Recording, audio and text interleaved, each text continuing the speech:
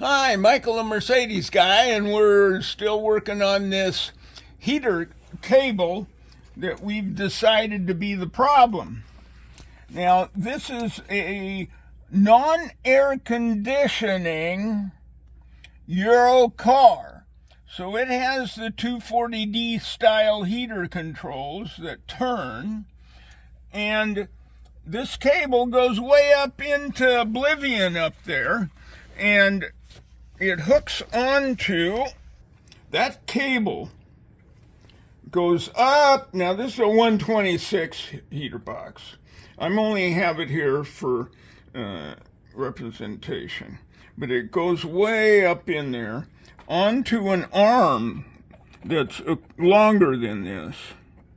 Now when you try to pry this round loop off, you're going to break the arm, as evident in this one here. It broke the arm. So, what you want to do is either make a tool like this or buy one from me. And what I've done is I've used a hardened steel screw and bent it and brazed it on to one side of a sacrificial pair of pliers. Now this screw was an Allen head screw, and I ground that head down, but I left that indentation there so that it will center on the tip of this pin. Then I used a spring steel strap from the guts of a 108, 114, 115 door check, and ground a slot in it, and then ground this center on the end. Now, you go in under here with that right on the end of that pin. Move your camera down lower. Okay. And then, there you go. Look at that. Perfect tool. Maybe Mercedes has one. I don't know. But that's what you need in order to not have to take your heater box clear out to replace this broken lever. Okay.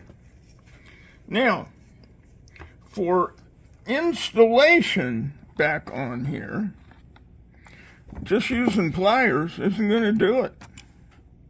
No luck. Because it hits the very tip of that.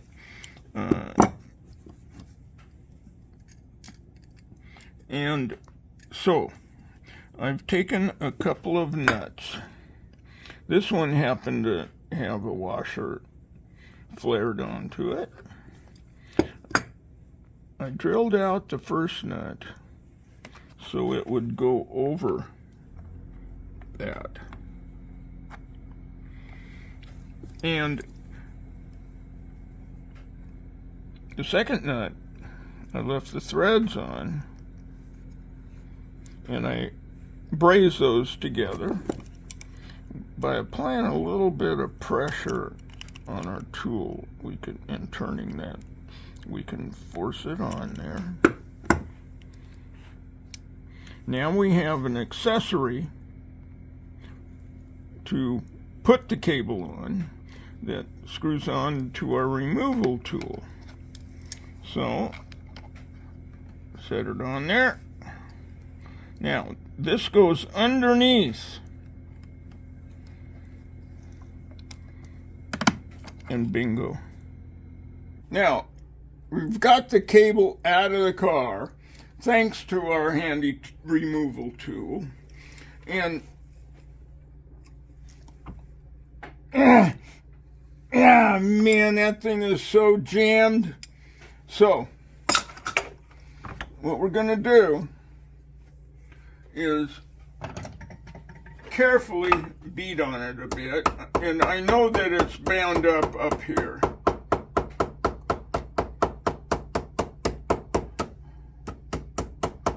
And how do I know that?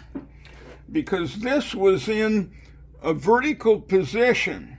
So not only does dust from the car fall into this end, but it's right above the driver's right foot, and that stuff, dirt, is going to end up dust. It's going to go up and settle down in there.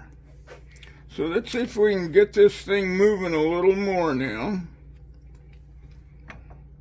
And it doesn't hurt to carefully tap on it like that, because this is actually a covered with a metal spiral around the wire. So, oh, I got it moving. Okay, so I'm going to see if I can yank it all the way out this way. Yeah, it's coming. Oh, okay. Then, with a large fitting on the end of a blower, put that in there, and oh yeah, dust blew out of there. And work this a little bit. Oh yeah! Look at that. So I'm going to do that air a bit more. And then we're going to put our grease gun on there. Now you may ask why I'm trying to reuse this. Well, Mercedes no longer supplies it, and even though we did worldwide searches, those cables are all the wrong length. So, now I use lacquer thinner to get that really clean on the tip of my grease gun and the nylon, so that we can get and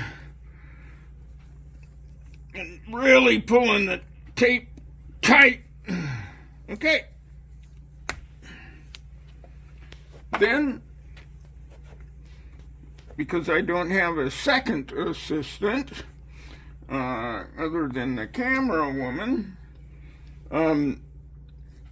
at this time, I need to move this cable in and out a little bit as grease is applied. So we're going to do that. Okay, as you can see, we've got grease coming out the end. Now you can spray some grease in there, but it's more liquid, and I prefer regular chassis grease because it's going to stay in there longer. Okay, we've fixed our cable. So we're going to start reassembly, and of course this is the center console, and these panels came off. Now it's much easier to assemble the panels onto the console out of the car. Now I can see already this is broken out, so, and clips were missing. So I've got clips, and note that this one right here does not accept a clip. It has this tab that goes in there. And you want to put your clips on the console and then slide the cardboard onto the clips. Okay, we have our panels back on very securely. The reason that these got pulled off is because there's a screw right here, as evident from the back side, that goes into the tunnel, and those were not removed along with the carpets. So they stayed attached to the car when somebody pulled the vinyl part of the console off. So remember to remove that Phillips headed screw, one on each side. Take out the carpets. That way these will come out with your vinyl part of the console, and you won't have broken parts. Okay, I've got the console in, and the next step is to bring all of these electrical connectors and the associated fiber optic cables through the hole of this faceplate. Then tuck the faceplate in and then snap it down. Then you can start installing these switches and plug them in and snap them into each hole. So you want it thusly. Okay, this one snapped in fine. This one was cracked and it wouldn't hold this in. So I carefully formed a piece of wire off of that. Then I pushed the wire on and I used super glue gel and a dab here, and to make that set up right away, you use a product called Insta Set.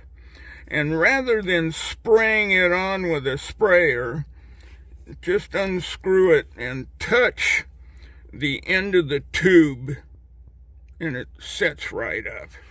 Now this will snap in and stay. Now for reassembly of these brackets, there's a tab right here, and that's to grab with a pair of pliers so that you can line up the hole with the threads. Okay, you're gonna fight this small hole in these brackets when you go to reassemble. So drill them out a couple oversized. It'll make life so much easier.